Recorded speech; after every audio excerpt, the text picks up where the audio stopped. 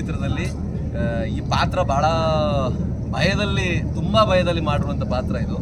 ಯಾವ ರೀತಿ ಬರುತ್ತೆ ಏನು ಅನ್ನೋದು ತುಂಬ ನನಗೆ ಕುತೂಹಲ ಇತ್ತು, ಭಯ ಇತ್ತು. ಆ್ಯಂಡ್ ಸರ್ಗೆ ಪದೇ ಒಂದು ರೀತಿಯಲ್ಲಿ ಅವ್ರು ನನಗೆ ತುಂಬ ಕಾಟ ಕೊಟ್ಟಿದ್ದಾರೆ, ನಾನು ಅವ್ರಿಗೆ ಭಾಳ ಕಾಟ ಕೊಟ್ಟಿದ್ದೀನಿ. ಗಂಡ ಹೆಂಡತಿಗೆ ಇಷ್ಟು ಜಗಳ ಆಗುತ್ತಿಲ್ಲ ಗೊತ್ತಿಲ್ಲ, ನಮ್ಮಿಬ್ರಿಗೆ ಅಷ್ಟ ಆಗಿದೆ ಈ ಸಿನಿಮಾದಲ್ಲಿ. ಬಟ್ ತುಂಬ ಪ್ಯಾಷನೇಟ್ ಆಗಿ ಮಾಡಿದ್ದಾರೆ. ಯಾವಾಗ ಮಾಡ್ತಾರೆ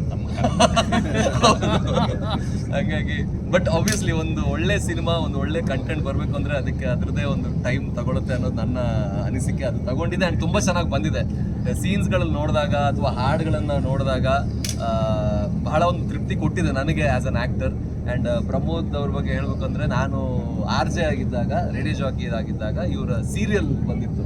ಆ ಸೀರಿಯಲ್ ನೋಡ್ಕೊಂಡು ಸಖತ್ತಾಗಿದ್ದಾರಲ್ಲ, ನಮ್ಮ ಕನ್ನಡದಲ್ಲಿ ಇಂಥ ಒಂದು ಆ್ಯಕ್ಟರ್ ಇದ್ದಾರೆ, ಸ್ಟ್ರಾಂಗ್ ಆ್ಯಕ್ಟರ್ ಇದ್ದಾರೆ ಅಂತ ಅವಾಗಲೇ ಅನಿಸಿದ್ದು.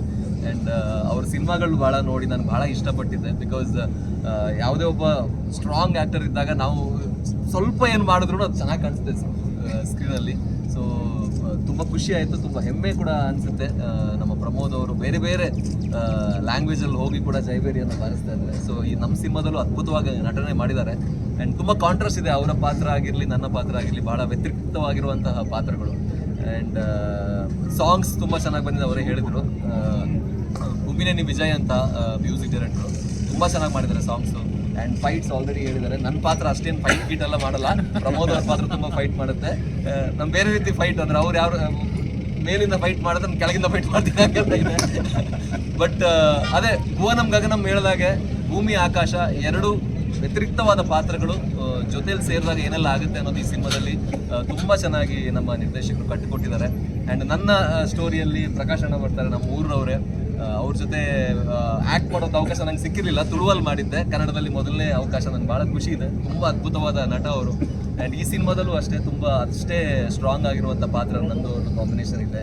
ಪ್ರಶಾಂತ್ ಸರ್ ಇದ್ದಾರೆ. ಆ್ಯಂಡ್ ಉದಯ್ ಲೀಲಾ ಸರ್ ಬಗ್ಗೆ ಅವ್ರ ಸಿನಿಮಾಗಳು ಮಾತಾಡುತ್ತೆ, ಆಬ್ವಿಯಸ್ಲಿ ಅವ್ರ ಫ್ರೇಮ್ಸ್ಗಳು ಮಾತಾಡುತ್ತೆ. ನಾನೇನು ಅವ್ರ ಬಗ್ಗೆ ಹೇಳ್ಬೇಕು ಅಂತಿಲ್ಲ. ಈ ಸಿನಿಮಾದಲ್ಲೂ ಅಷ್ಟೇ ತುಂಬ ಚೆನ್ನಾಗಿ ತೋರಿಸಿದ್ದಾರೆ. ಎರಡು ಶೇಡ್ ಇದೆ. ಪ್ರಮೋದ್ ಅವರ ಒಂದು ಸಿನಿಮಾದಲ್ಲಿ ಶೇಡೇ ಬೇರೆ, ವಿಜುವಲೇ ಬೇರೆ ಇದೆ. ನನ್ನ ಕಥೆ ಏನಿದೆ ಅದೇ ವಿಜುವಲ್ ಬೇರೆ ಇದೆ. ಸೊ ಎರಡು ರೀತಿಯ ವಿಜುವಲ್ ನರೇಷನನ್ನು ಉದಯ್ ಲೀಲಾ ಸರ್ ಅವರು ತುಂಬ ಚೆನ್ನಾಗಿ ಮಾಡ್ಕೊಂಡಿದ್ದಾರೆ. ಸಿನಿಮಾ ಬಂದಾಗ ದಯವಿಟ್ಟು ಎಲ್ಲರ ಸಪೋರ್ಟ್ ಬೇಕು.